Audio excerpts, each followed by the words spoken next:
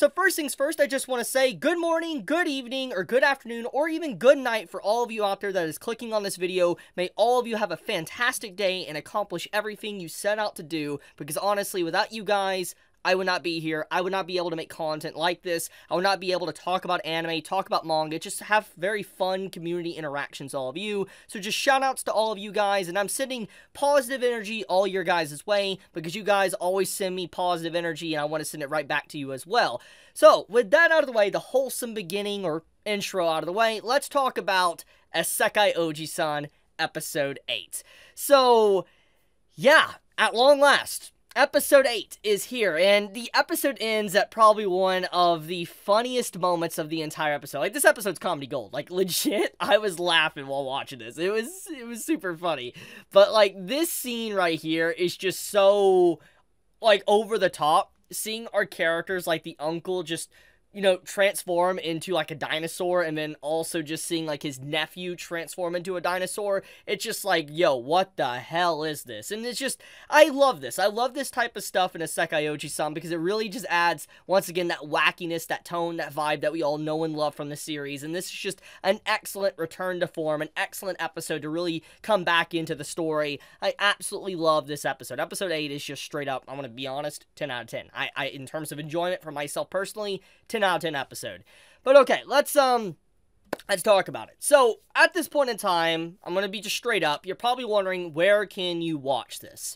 Well, that's the thing. You can't watch it anywhere, let's say, legally, because Netflix has it in jail, and it's been up for debate now for the past few days. It's implied that maybe Netflix is not going to be releasing Isekai Oji-san Episode 8 onward until, like, the end of the story, like the end of the, you know, the anime runtime. They're not going to be releasing the episodes week by week until the series is actually done, and then they'll just release it in bulk batch since, you know, it's been delayed for so long. That's the talk of the town right now. Obviously, this can be completely incorrect, and they might drop the episode next week.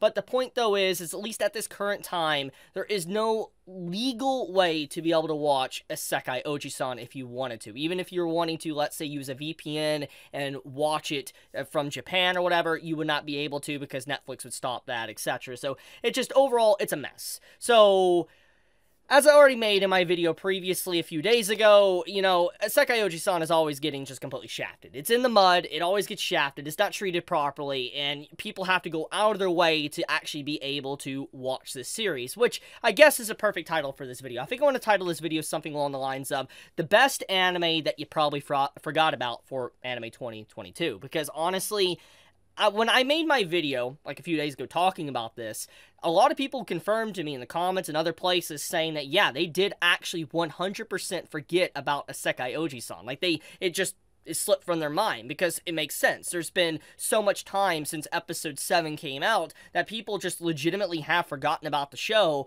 and they just don't really honestly remember it. It makes sense. There's nothing wrong with that, just it's the truth. And so it's like, when the episode comes out, I mean, you have to do this extra effort to be able to find it. It adds more difficulties for people even wanting to watch it. But hopefully this video does remind everybody that this series does exist, because Episode 8, holy crap, man, it's real good. It's really freaking good. So, let's talk about it, okay? Let's stop talking about all the doom and gloom and Netflix jail and all that type of crap. Let's talk about the quality that is Isekai Oji-san Episode 8, and what makes this, honestly, an incredible series and an incredible episode. So, like, honestly, I really like the direction this episode did. And in a way, when I look at this episode, like the tone, the vibe of it, everything, it feels like the individuals, like the staff that was working on this, you know, thanks to production delays and all of that, it seems like they were kind of trying to gear this episode as more of a Season 2 look. Like, okay, I know this isn't Season 2, okay? This isn't technically Core 2, this isn't Season 2, because this is literally Episode 8.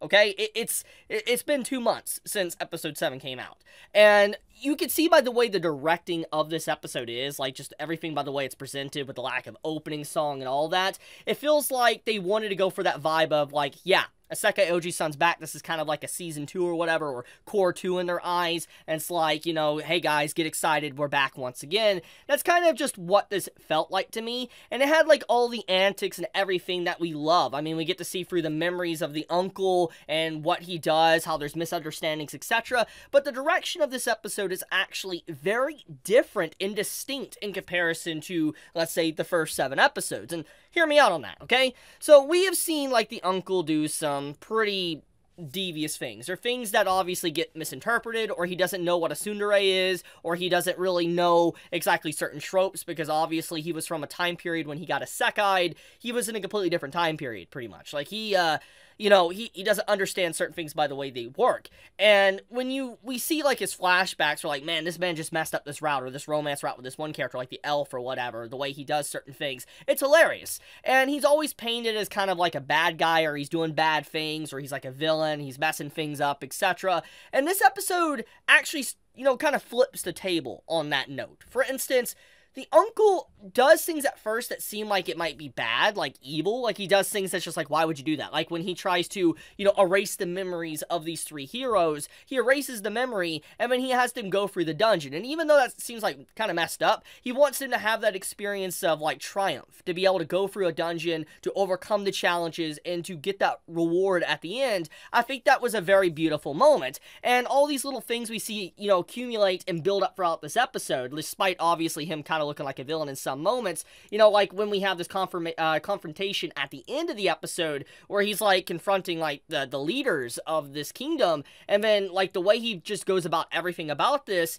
he changes their way of life, tries to make it seem like, hey, guys, you need to treat these heroes better, you know, there's a plot here, something evil's going on with this priest or whatever, you know, we need to fix all this, and just everything about this, he actually makes everything better, and people view him in a better light. Instead of everyone looking at him negatively, like an orc, or looking at him like a dark orc, or whatever, a high orc, whatever, okay? The point is when the episode concludes, and, like, he flies off as, like, a dragon, everybody here in this room views him kind of like a hero, or a savior, or someone that came in and actually saved the day. And I kind of like that direction, because once again, from every episode prior to this, he's always been painted as someone that's caused problems. Someone that, you know, has messed things up or whatever, or he's caused misunderstandings, people hate him in the world. He was an outcast. And I'm glad to see that technically, for once, he gets a lot of respect. And I think that's a really nice little segue into the rest of the episodes for, you know, Isekai Oji-san.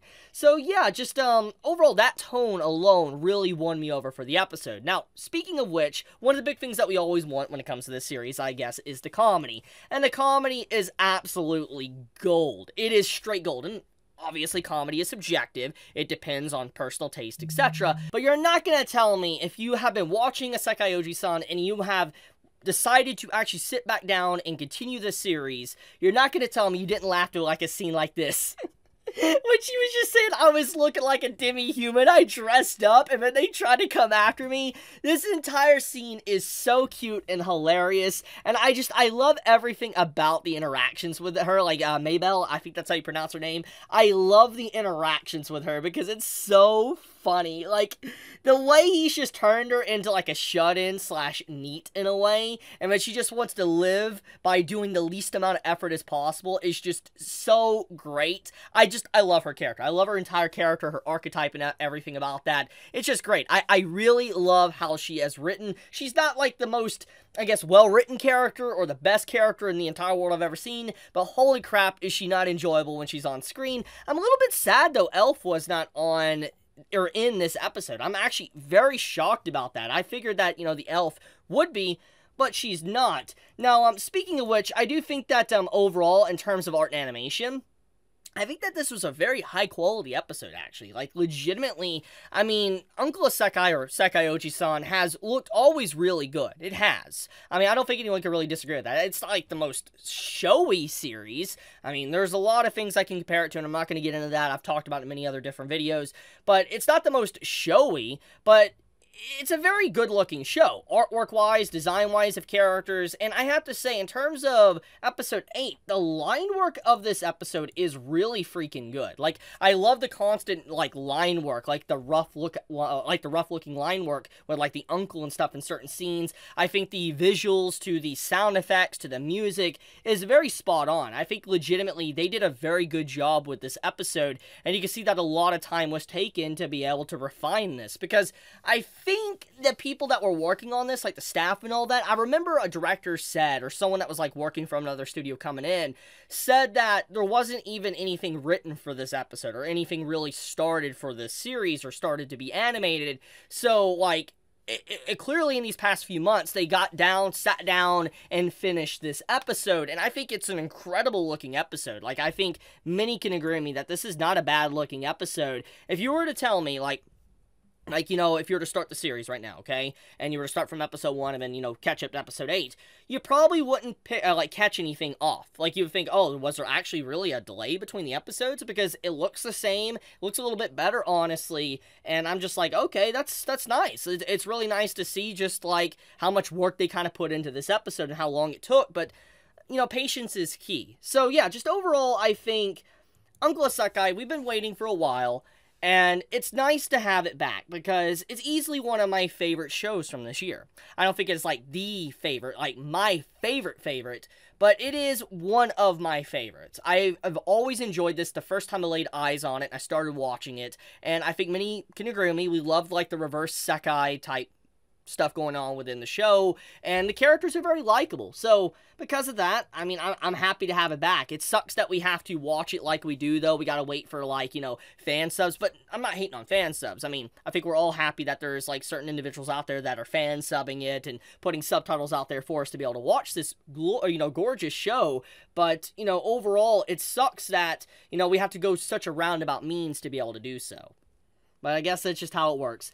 But, I guess I'll leave it at that. Thank you so much for watching. Once again, if you enjoyed this video, do drop me a like down below. Leave me a comment. You know, let me know if you want more. How'd you feel about the episode? Did you enjoy it? Did you hate it? Do you think that the episode was worth it? You know, like, worth waiting for? Be honest. And did you actually forget about the show as well? Also, let me know in the comments below.